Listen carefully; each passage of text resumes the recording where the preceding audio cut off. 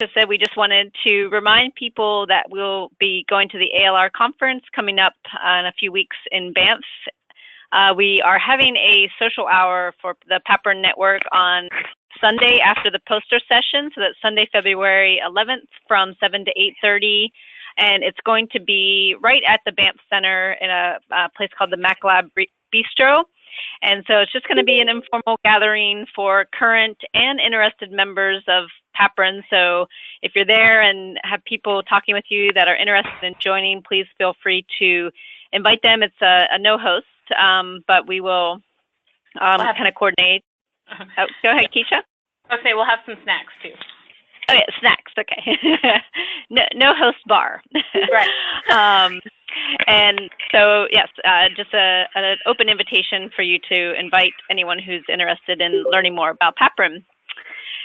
So looking forward to seeing many of you there. And then just a really brief update on the working groups. We've had quite a few calls actually with working groups that are already back at it in January. Have a call with the older adults working group tomorrow. I'm actually, I owe the Parks and Rec group a draft survey for their call date and time. We're going to be asking folks what works for them before we schedule our bi-monthly calls. And quite a few groups are, wrapping up projects or transitioning or looking to launch new ideas. So now's a great time to get involved if you're not already. And if you are interested, please just reach out to me, and I'm happy to add you to the listserv and answer any questions you have. So I'll maybe during open mic, if the working group leaders have any specific updates, I'll welcome you to give them there. But we've been continuing to keep the balls moving, and happy to have new people join us. Keisha and Amanda, this is Jamie. Just a quick question. Is there any sort of meeting that you were planning to do at ALR, since I know at least for our PAPRN site, we don't have anybody going. I didn't know if there was going to be a meeting going on that we'd be missing or anything like that. Yeah, and Jamie, this is Keisha. No, we're not, because there's actually not a lot of people from the collaborating centers going to ALR. Okay. Although attendance for ALR is super high this year. That's awesome. We're going to have social, yes. We won't have a working meeting, just a social. Thank you. Yeah, sure, absolutely. Great, thanks everyone. Great. Yeah, thank you, Amanda. Really appreciate it. So we're just going to jump right into our next agenda item, which is our presentation for today. And if people have noticed, over the last several months, we've asked, I guess since actually last summer or so, the coordinating centers to sort of share an update on the research that they've completed or in the middle of. And today, the coordinating center at Hopkins, in partnership with the University of Maryland School of Medicine and the Maryland Department of Health, we're going to present the work that we recently completed looking at workplace physical activity through the Healthiest Maryland Businesses program. So I'm going to give a brief overview of that project and then turn it over to, we have two presenters on the, or I guess actually more than that. There's several of us on the phone, but predominantly we'll have a presenter from the Maryland Department of Health, Elizabeth Bunch, and then the University of Maryland School of Medicine, Katie Campbell will present. So let me pull up the slides, and if, again, people cannot see, or if there's some kind of challenge with the slides, can folks see my slides right now? Does anybody see a slide? Other than the no. agenda. Okay. All right, give me 1 second here, figure out what's going on.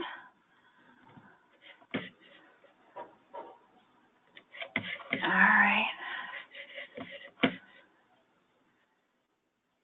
Okay, it's saying it's showing. All right, let me try that again. All right, okay. Can people see PowerPoint now? Yes? Yeah. No? Yep, yes. Now we see it. The whole slide, okay, nothing's cut off. Okay, great. All right, thank you so much. So again, we're gonna talk about our workplace physical activity promotion project, promotion initiative as our collaborating center project. And this was a real collaboration between Johns Hopkins Bloomberg School of Public Health, the University of Maryland School of Medicine, and the Maryland Department of Health. And clearly this work is a product of the Prevention Research Centers and through PAPRN Plus. And of course, we want to acknowledge the funding for this work through the PRCs and through PAPRN Plus. The Maryland Department of Health program was also funded through a grant, and Elizabeth will talk a little bit more about that. And here's our team. We had a real multidisciplinary team that included researchers and practitioners, and we'll talk about the work that we completed over the last few years, really looking deep at this worksite health promotion initiative with a specific emphasis on physical activity.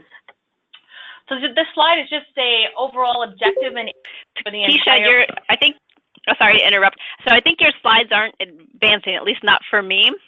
And you're in the editing view and not presentation mode. So I don't know if it's a split screen issue. I'm not sure. I'm in presenter mode on mine. Okay. Now we're on overall objective and aims. Yeah, is it in presenter mode for you though? No, it's not. It's in editing view, normal view. Yeah, so I had it, okay, I'm not sure why it's doing that, because I was just in presenter. So can you see that? Is this okay? Yeah. Yep. All right, we're going with it this way. So thank you, Amanda. So here are the overall objective and aims, and really what we just embarked on for this research was to utilize multiple methods approach to explore the types of policies and programs that businesses in the Healthiest Maryland Businesses program, or the HMB program, were using to promote physical activity. And we had 4 specific aims. One was, again, to really do an inventory of the types of policies and programs that the businesses are using to promote physical activity. We also looked closely at the CDC Workplace Health Scorecard, and to really focus on the physical activity scores, and Katie will talk about that. We then followed up the quantitative part of this work with the qualitative investigation, talking really about the barriers, the facilitators, the challenges to implementing physical activity initiatives in the workplace. And then we also wanted to sort of think broadly about how those activities compare to other priorities that businesses have around health promotion. So today we're going to begin. I'm going to turn it over to Elizabeth in a moment, and she'll present background on Healthiest Maryland Businesses Initiative. And then we'll turn it over to Katie Campbell and Erin Hager from University of Maryland School of Medicine to talk about the quantitative data from the Workplace Health Scorecard. That's the piece of this research that they led. And then I'll talk about the qualitative data from the interviews that we did, and that's the work that we led here at Hopkins. And then we'll have a few concluding points. We'll talk about where we are with dissemination, and then we'll open it up for questions and comments. All right, so let me go ahead and give Elizabeth the presenter capabilities here. And so Elizabeth will present for us. So Elizabeth, I just gave you control of the screen. I saw that. Can you see, hold on just a second. Let's see if I can get this. And then, I think I have it so that. Yep, it looks great. We can see your slides. Awesome. Well, like Keisha said, my name is Elizabeth Funch, and I'm an evaluator at the Maryland Department of Health Center for Chronic Disease Prevention and Control. And I'm just going to do a brief overview and a little bit of background for the Healthiest Maryland Businesses program. I'm sorry, Keisha. I'm having trouble hearing the speaker. I'm not sure if you're on it. That's better. Can you hear me? Yeah. Okay. Thank you very much. No, my pleasure. It would not be worthwhile if nobody could hear me. So this is just the mission and vision. So let's see, the HMB, the Healthiest Maryland Businesses program, it was started in 2010 as part of the Maryland Department of Health Healthiest Maryland initiative. And it's a collaborative of Maryland businesses who all have a shared mission of improving health through worksite wellness efforts. And it works to build and promote a culture of wellness in the workplace, fostering an environment that makes the healthiest choice the easiest choice.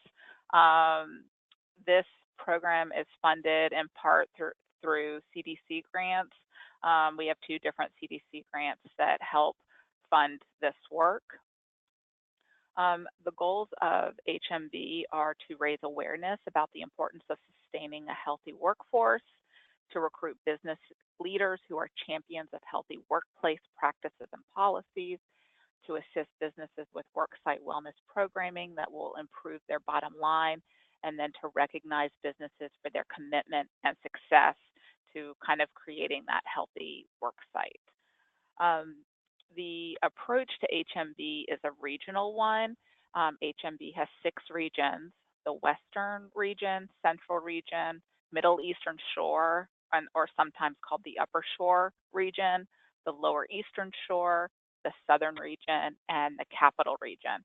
So each of these 6 regions has a regional coordinator whose primary job is to recruit businesses to join HMB, but also be that primary point of contact with the businesses.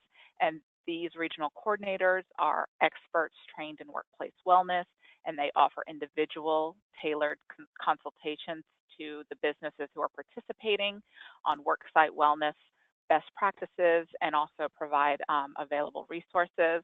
And this regional approach, it aims to improve the delivery of resources to employers. It aims to enhance partnerships among employers, and to train employers on evidence-based sustainable practices to improve health of their employees. In order to be eligible for HMB, a business needs to have Maryland-based, be here in Maryland and or have Maryland employees. And then the second eligibility is just they're required to complete the Center for Disease Control and Prevention's Worksite Health Scorecard annually. A big component of our program is this health scorecard, which is a tool that was designed by the CDC to help employers assess the extent to which they have implemented evidence-based health promotion interventions in their work sites.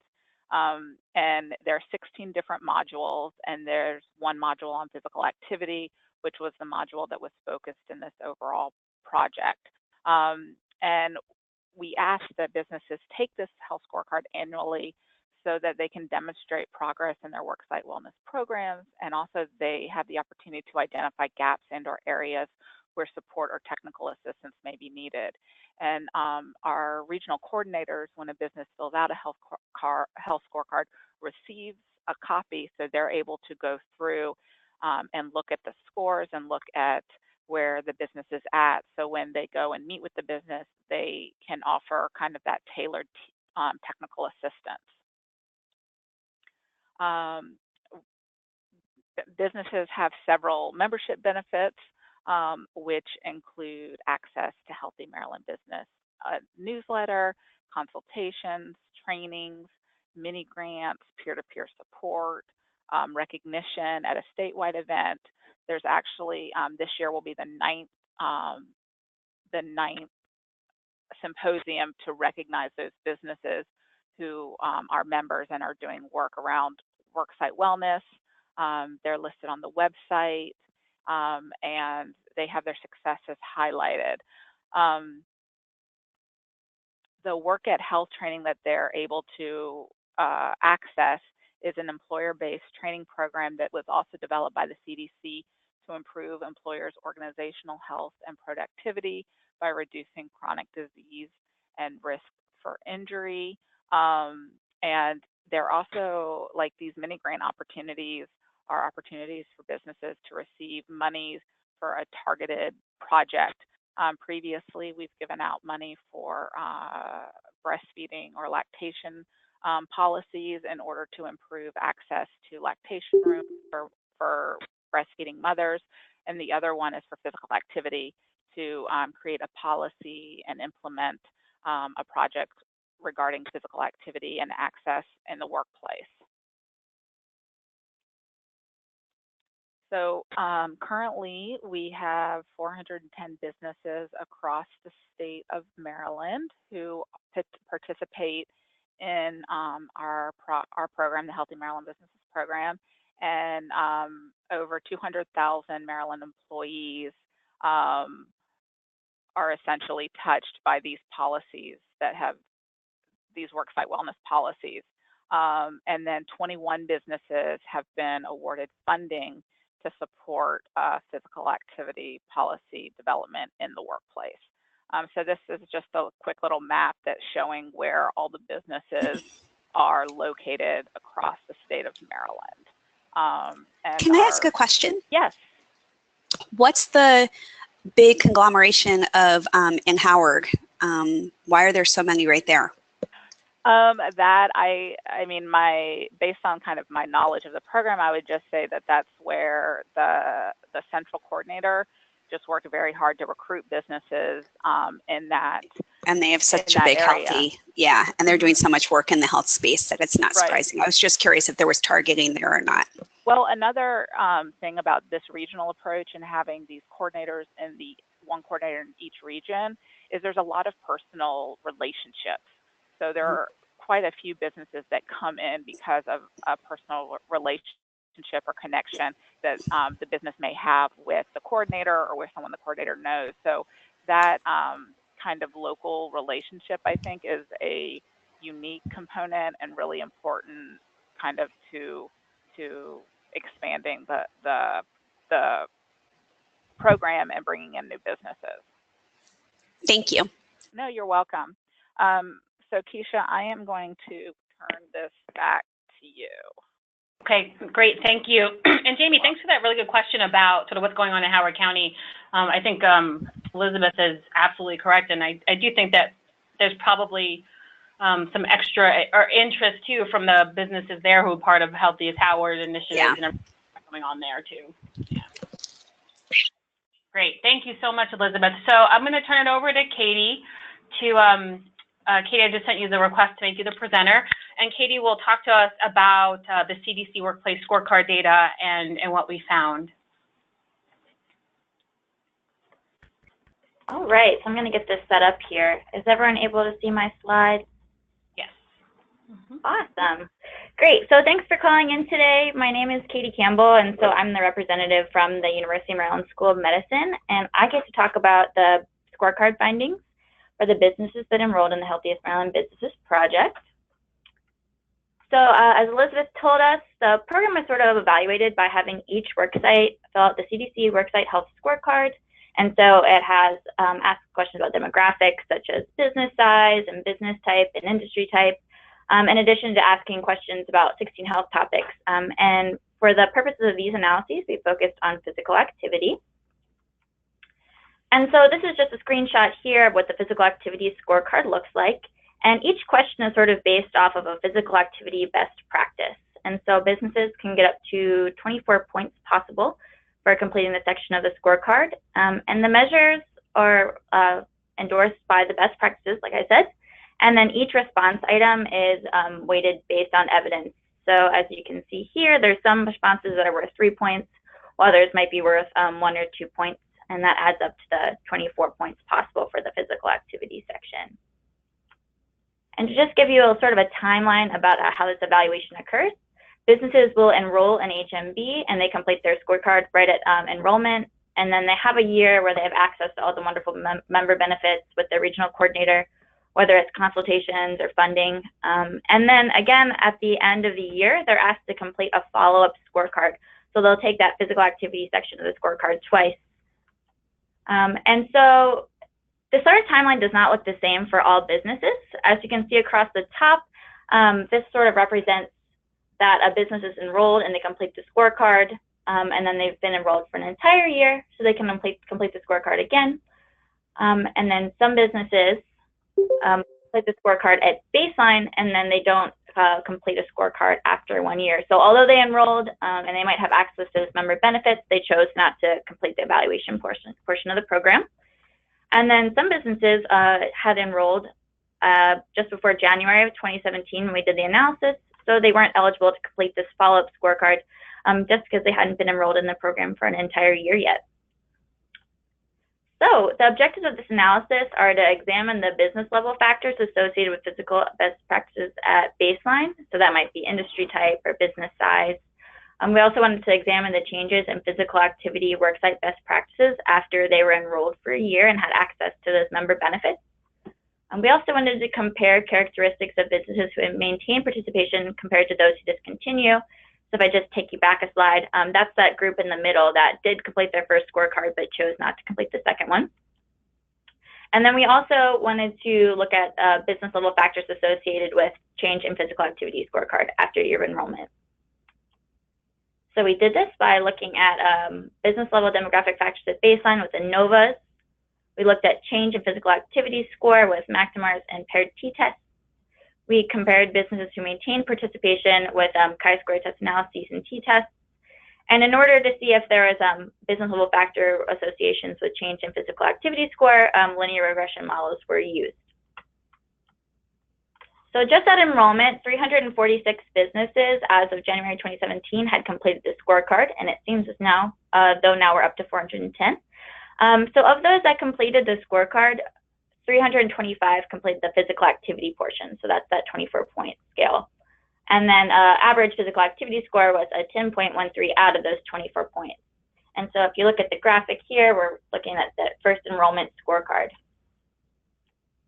All right, so I know this is a lot of information for you, but pretty much what we looked at was workplace size, industry type, and business type.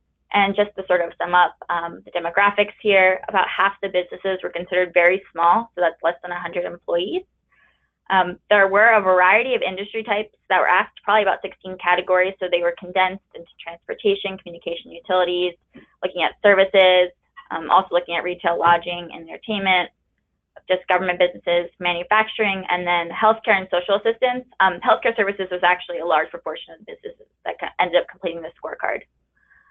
Also, we looked at business types, so for-profit, nonprofit government businesses, and other nonprofit businesses. And so about half of these businesses were considered for-profit.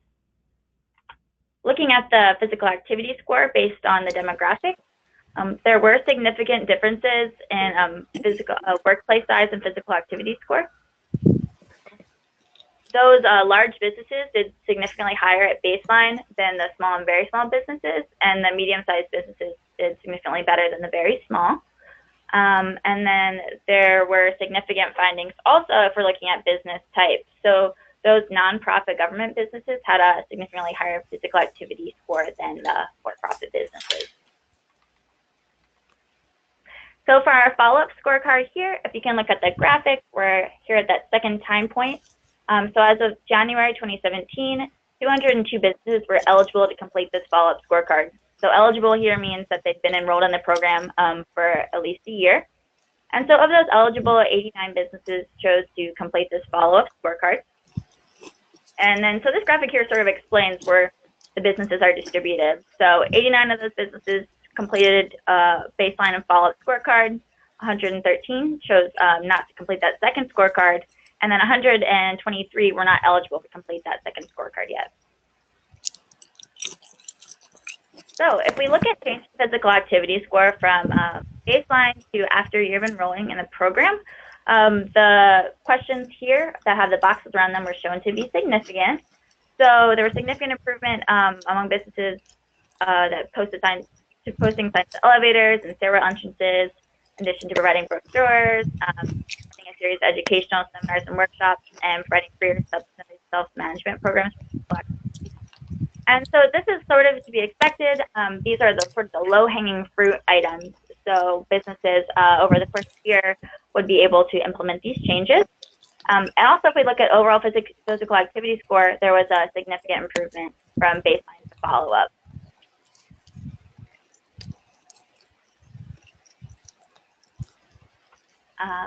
So if we compare the demographics of businesses who maintained participation compared to those who discontinued, so that's looking at the businesses that chose to complete the second scorecard versus opted out of doing that, there weren't any differences between those who continued enrollment and those who did not based on demographics or baseline physical activity score. And then if we look at the business level factors associated with change in physical activity score, no business type, industry type, or business size improved significantly compared to the other groups. So the large businesses did significantly better than the small ones, and the for-profits did not do significantly better than the nonprofits. So in summary, the businesses at baseline with the highest physical activity scores were like the large workplaces and the nonprofit businesses. And a lot of the businesses that maintained enrollment did see improvement. So 4 of the 9 best practices were shown to be improvement over time, in addition to the overall physical activity score. And also, there wasn't any difference in baseline physical activity score or demographics between those who remained in the program versus those who did not, and no significant differences in business type, industry type, or business size based on that physical activity score. So some of the strengths and limitations, it was great that we were able to do this collaboration and evaluate a large statewide public health initiative, and also that there was such a diversity of businesses and a large geographic reach. So as you could see, there was those 6 different regions, and the Healthiest Maryland Businesses coordinators were able to give their full attention to each of their specific regions.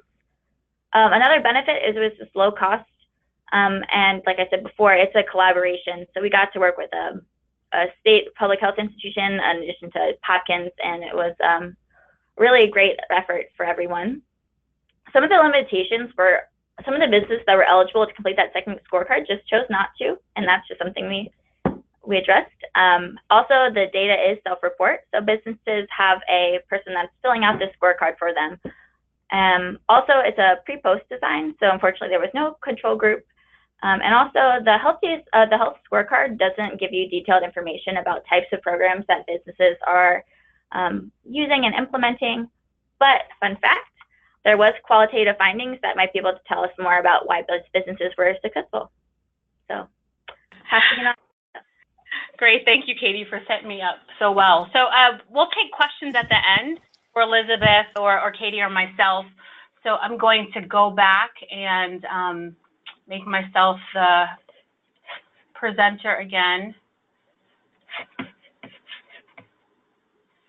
And let me pull up the slides. Hopefully this works this time. All right. Okay. Can people see my slides?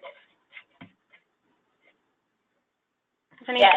Yes. Great. Thank you for coming off mute. Just let me know. Thank you so much. I'm just going to go ahead and do it out of this mode because I don't want to I don't want to mess up again. So let me just use the way it is right now, and hopefully it's big enough that you guys can see. So as Katie said, the other part of this project was for us to actually collect some qualitative data to really try to understand a bit more about what we were seeing with the quantitative data.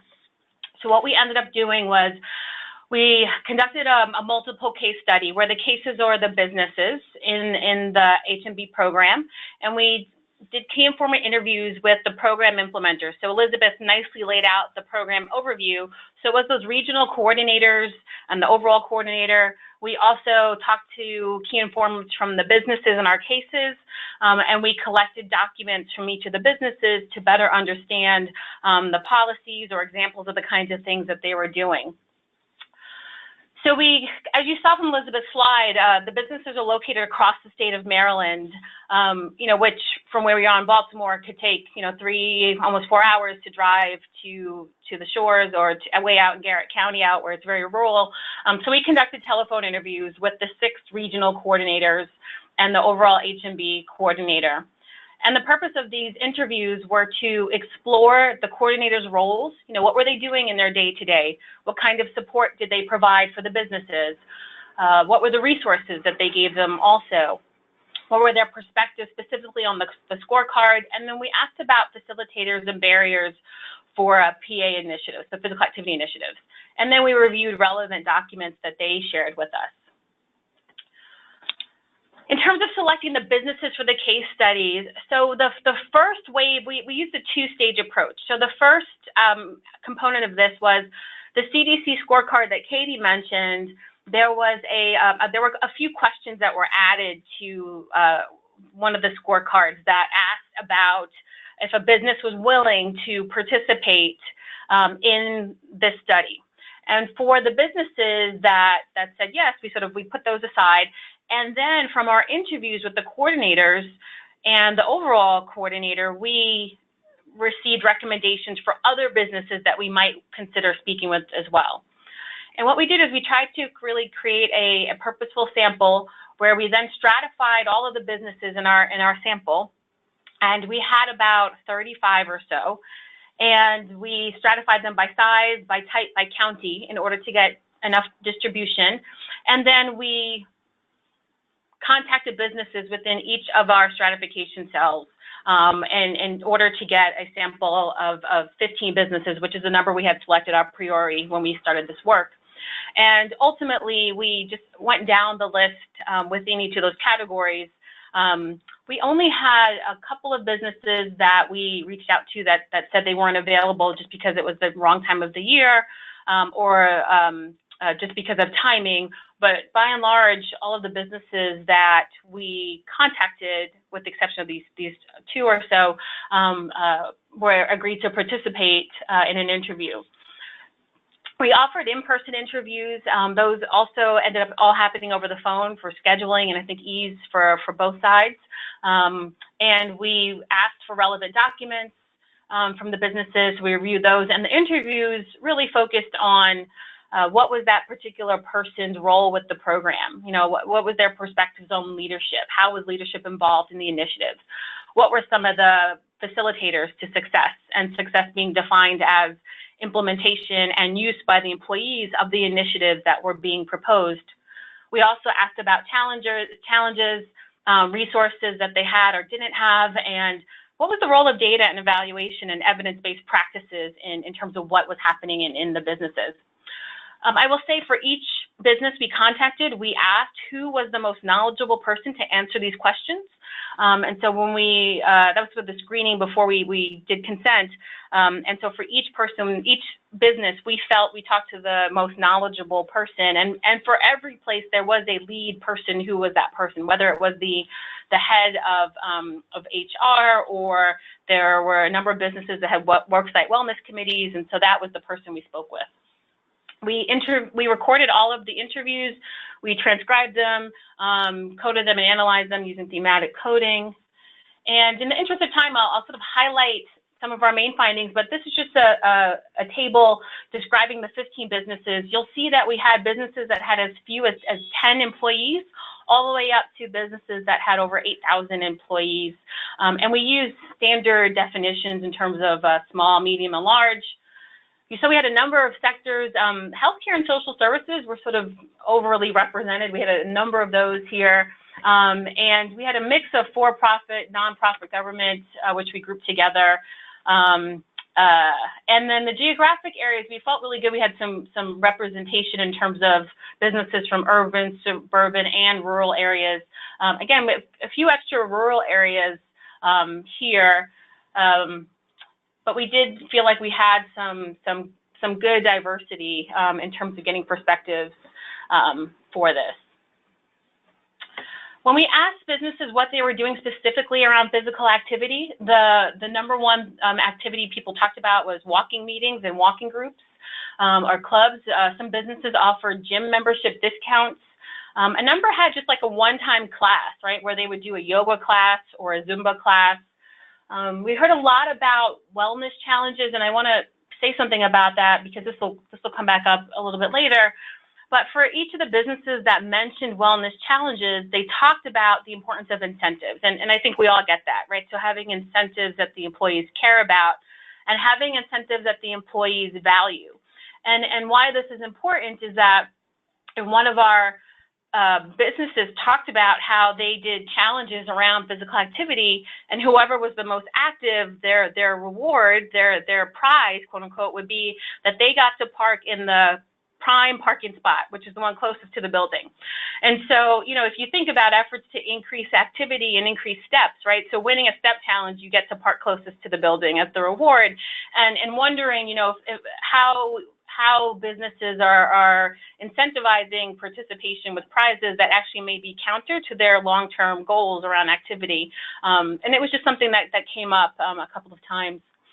We certainly heard about pedometers or even use of Fitbits if people had Fitbits for step challenges where they would compete within different divisions or individual levels for a number of steps. I will say that overall, businesses talked about how being part of the H&B program really helped to elevate the importance of worksite wellness within their business. We asked about barriers to physical activity initiatives, and number one we heard of was just lack of support. Again, this is not surprising but it was nice to actually have the empirical data. But lack of support from business leadership.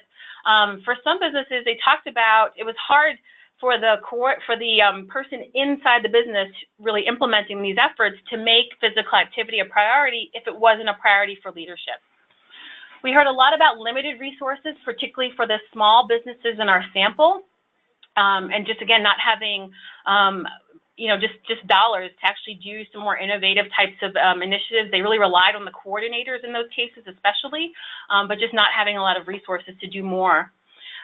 There were, particularly for some of the small businesses, just the physical limitations of the building where, the buildings are on one level, so they couldn't promote stair use, or they didn't have room for gym equipment. They didn't have shower facilities. So in those types of businesses, they were trying to do more around walking meetings, just at least people could then be active throughout the day, although they didn't have access or they didn't have the physical environment that really supported a gym or showers or anything else. We heard from several businesses about the challenge of not having a physical activity break policy, and how it's not feasible in all businesses to have a policy, a real formal policy that says you are allowed to take a break throughout the day, particularly challenging for small businesses when you have to worry about backfilling. People certainly are able to exercise during their lunch break, but we heard about challenges with giving people time for lunch and then thinking of an additional time for activity, which some employees have asked for. And finally, we heard about how for some businesses, there was a perspective that workplace is not the place to really promote physical activity, right? So physical activity was viewed as a personal issue rather than a company one. And we heard that was particularly challenging for one business that talked about how they were trying to promote physical activity initiatives, and leadership was saying, that's not really what we need to be doing here. This isn't what we do with our time at work. In terms of the facilitators, just things that, again, are very contrary to what I just mentioned on the prior slide for barriers, but having buy-in and support was critical, and then just having leadership who prioritized physical activity. Again, if you sort of think about the benefits of a top-down and bottom-up approach, having leadership be supportive and participate in the initiatives. So for businesses that talked about having leadership participate in the challenges, they talked about having more employees participate as well. We noted that in the businesses that seemed to be doing more work, they had wellness committees that had employees that were engaged from a variety of levels within the business. So from frontline workers all the way up to leadership and management. And those types of structures gave employees an opportunity to really develop the kinds of initiatives they thought would be attractive and useful and exciting for the other workers. We heard from businesses that allowing employees to share their successes around physical activity was a real important part of rolling out these initiatives. So creating opportunities to tell stories and about the impact being active had on their life in terms of getting off medication or improving certain health indicators. Having policies, again, in writing for the two businesses, I think, that had the policies, talked about how people were more active and more likely to engage. We heard again about having these challenges and competitions to motivate some employees, and that the incentives supported participation. So if larger businesses were able to give discounts to the local gym, and they talked about how that helped enable people to actually use the local fitness facilities. Just in terms of evaluation, by and large, most places talk about how they don't do really sort of formal evaluations. Some companies rely on anecdotal feedback. We heard from some companies that they might do some surveys to track participation. And when they have access to things like health risk appraisals, they'll look at those scores, but that wasn't really common. They did talk about, though, wanting to have evidence-based strategies, and that the coordinators were very helpful in helping them point to interventions that were effective that then they could implement, particularly with limited resources. They talked about needing to do more formative evaluation and just wanting more tools about the best way to do that versus kind of informally asking employees, but recognizing that if they implement things that workers want, they'll be more likely to engage in them. And then also on the tools, we heard more about the businesses needing tools to really measure the outcomes of PA policies and programs. We also heard this from the coordinators as well, who talked about and really emphasized tying physical activity and other wellness interventions to the return on investment and the importance of having that cost data to help leadership really buy into these types of initiatives. And a lot of the businesses don't have their own internal support to run those types of analyses. So just in terms of the limitations of this particular part of the study, the main ones, of course, were selection bias, although we sought to have a diverse sample. Clearly, we sampled from people who expressed an interest by and large, although we did take some recommendations from the coordinators, so that could be that this sample is actually not representative of the broader group, but the ones that seem to be doing more things. So I wanted to acknowledge that, and also response bias. Although we had just a couple of businesses turn us down, we certainly need to think about sort of who responded to the survey, who responded to our ask, and also the responses that they provided to us. We tried to talk to the most knowledgeable person at every business, and although we believe we did, we may have missed some information.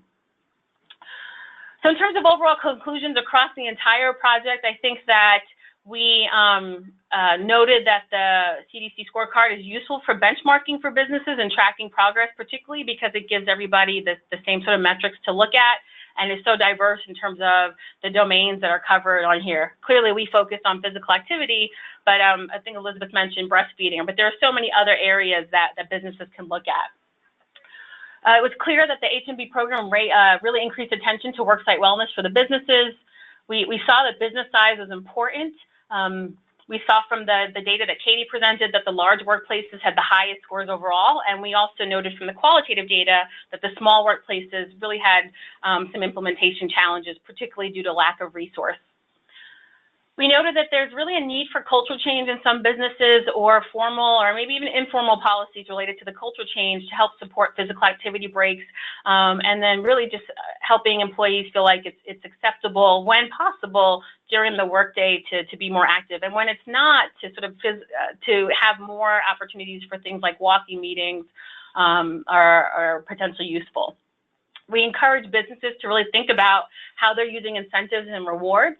As I mentioned earlier, is the best, really questioning is the best reward for, getting the most steps from a challenge to allow somebody to then park for some period of time at a place where actually they're not getting those steps anymore because it's that prime parking spot. And then finally, businesses needing the tools to help evaluate their activities and guide decision making. So just in terms of our dissemination that we've done so far, we as a team met with the team at Maryland Department of Health to talk about this. The findings from the qualitative data were shared with the businesses and the coordinators as part of members checking and then also dissemination. Katie presented this at the past APHA meeting, the quantitative data. I presented the qualitative data. And at the beginning of this work, one of Erin's students, Leah, actually embarked on a systematic review using the scorecard as a framing for what businesses are doing, what the literature says, and that paper was just accepted at Preventing Chronic Disease, and so we're looking forward to that coming out. And the qualitative paper is under review, and the quantitative paper is being drafted right now. So that's it, and I'll stop here, and any of us on the phone who is involved in this project are happy to take questions. Thanks, Keisha. This is Jamie. I have a question for the second presenter, the quantitative data. I posted it here to the chat box too. Oh. So given my earlier question about why there was such uptake in Howard, I'm just curious if in your demographic analyses where you looked at the paired t-test comparing differences by demographic characteristics, if you actually looked at county, because I'm wondering, and also at follow-up, because I'm sort of wondering if you have any possible confounding going on, given that we know like Howard County with the Horizon Foundation and others have been extremely active in HEAL-related activities as a county. If, there's more of an inclination in Howard than perhaps maybe like Carroll or something like that. So I was just curious if you looked at county as a possible confounder in your models. Hey, Jamie, it's Erin Hager. Katie and I saw your question, and we were just chatting about it. We had not looked at county. We did consider looking at region, because thinking of the regional coordinators and the role that they might play. And since you posted your question, we actually just glanced at the data. And in the data that we have, Howard County is definitely has a good representation, but there are several other counties that are also pretty heavily represented. So I think we'll do what you suggested and look and see if there is a role of county, because the different local health departments have their own initiatives. Exactly. So, and I know that that Elizabeth and her team, they're clearly heavily involved with the locals. So we can kind of use the information that we have as a team to kind of explore that a little bit more. But I think it's a great idea, and definitely worth looking. Great. I'm glad it's helpful. I think it also will be helpful for you, because if you do find sort of that kind of level of effect in the counties like Howard's and others that are really engaged in this space in general, it sort of helps build the case for systems level approaches, and that it's a sum of the parts. And so I think it might be useful for you for those discussions. Yeah, thank you. Great idea. Yeah, Jamie, this is Keisha. That's a really good question. And I'm wondering, Elizabeth, if you, based on your experience or others on the phone from the health department, have any hypotheses around whether or not you'd expect to see some of the county level differences. I think, and Erin, I think your response was great. I think we can certainly look at the data that way. I mean, I think kind of there would be that expectation if you're talking either about a specific county or region where there's other either, initiatives. I know Baltimore City has a couple of like the $1 million Steps initiative. So if you're in an area where there's already a separate initiative around physical activity, I think that's a reasonable expectation to expect to see perhaps businesses in those areas might be doing more. Great, thank you. And then I see in the chat box there's a question from Amanda Walker. She was asking about, did any of the interviewees talk about the environments outside of the building? Curious if any of them talked about promoting active commuting. Amanda, so that really didn't come up as much in this sample. So we did hear a couple of places talk about having access to a walking path or a trail nearby outside of the building for walking. We asked about active commuting, and it only came up a couple of times, but I do think that could be more of a reflection of our sample, particularly the active commuting. We wouldn't expect to see that as much in the rural areas, but I know some of the businesses in the city have that, and so I think that they just weren't in our sample.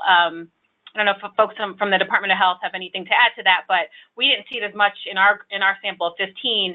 But I am quite confident that there are efforts going on across the state that get at active commuting in a way that I would have expected to have seen in our sample, especially if we had everybody from more sort of dense areas where people are riding and walking more. This is Elizabeth. I think with HMB, there's not a lot of conversation necessarily within the context of HMB itself about the environment kind of outside the workplace. However, we are starting at the state level. We're working with a gentleman from Walk to Connect and America Walks to exactly address this. And there's actually going to be 3 different workshops for individuals, some of whom have been involved in HMB, and others who are part of our other grants to kind of address this, the built environment and walkable communities. Great, thank you. Great, thanks. Hi, this is Jeff Whitfield from CDC. Can you hear me okay? Yeah, Jeff, we can hear you great. Great. A quick question for, I believe it's Elizabeth from the State Department of Health. I'm curious about scalability and lessons for other states. Does the Department of Health keep any information or track staff time spent on coordinating the healthy business program? I would have to get back to you, other than kind of allocation of staff time, specifically kind of in terms of FTE. I do not know specifically if it's really tracked to kind of the detail I think you're asking about, but I think that's a really good question, and I think it is important when we're talking about sustainability and scalability to really understand the amount of time it takes. But I can certainly kind of follow up and see if that's being tracked by any of the local coordinators, and kind of we haven't asked about it, so it hasn't been shared with us. Yeah, I mean, I don't want to make any more work for you. Just are the regional coordinators, for example, are the regional coordinators FTEs? Is this their sole job, or is it an additional responsibility for them?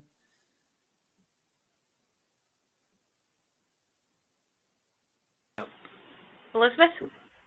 Hello? I'm sorry, I put myself on mute instead of unmuting me. Sorry about that. Thank you. I just realized. So I think a couple of the coordinators, they primarily work on HMB, but there are a few who have multiple roles. So this project is not the only. So in addition to kind of being the coordinator for HMB, they also are our primary contact for grant activities outside this project. Okay, great, thank you. And Jeff, this is Keisha. I'll say one of the things we asked the coordinators about was sort of their volume of work. And I will say we were incredibly impressed by how many businesses each of these individuals were supporting. I think you saw it on that map in terms of the number of businesses in each of the counties. And so I think that, and the number of people that are within those businesses. And so, but I think your question is a very good one for sustainability. And then also sort of thinking about the number of businesses and the number of employees within the businesses each of them are supporting, I think is a part of that too. Yeah, thank you.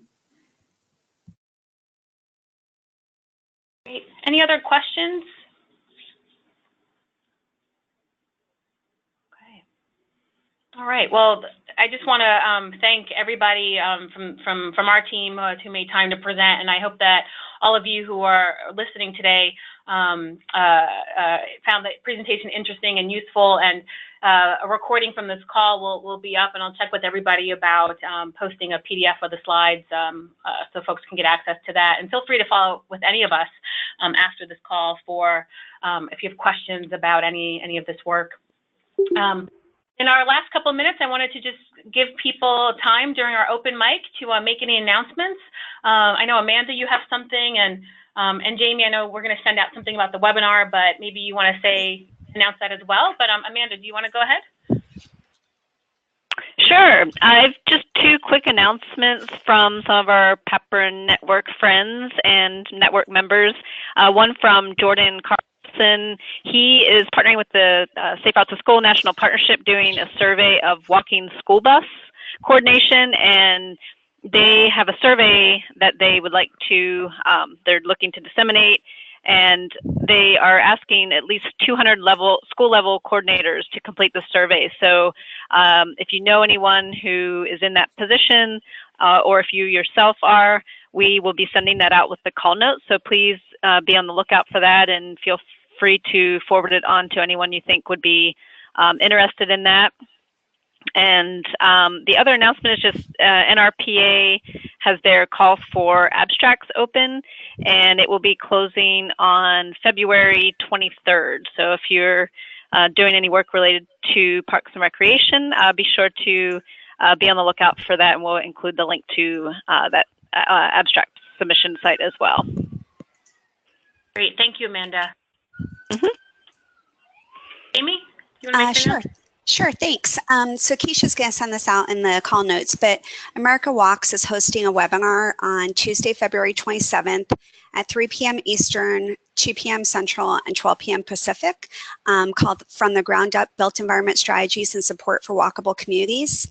The participants in the webinar, or the presenters in the webinar, will include somebody from CDC presenting on the community guide recommendations recently on the built environment, somebody from APHA working in their transportation and planning area, and then I'll be presenting on 3 new products that we worked with CDC to develop. That one was a big primer that we developed for public health practitioners interested in working with local planning and zoning officials to work on designing their communities to be more pedestrian friendly and walkable. So it's a really nice sort of how to, what's the lingo, help me understand planning and zoning from a public health perspective. And then 2 other fact sheets that we produced that emanated from our larger zoning work that we did, linking zoning with physical activity and inactivity behavior. So also. So Keisha will send out the link for it. It's a free webinar, and the products, we'll be sending out also information on the 3 products, and along with sample social media language and things like that. If people wouldn't mind helping us promote the webinar and the products, I'd really appreciate it.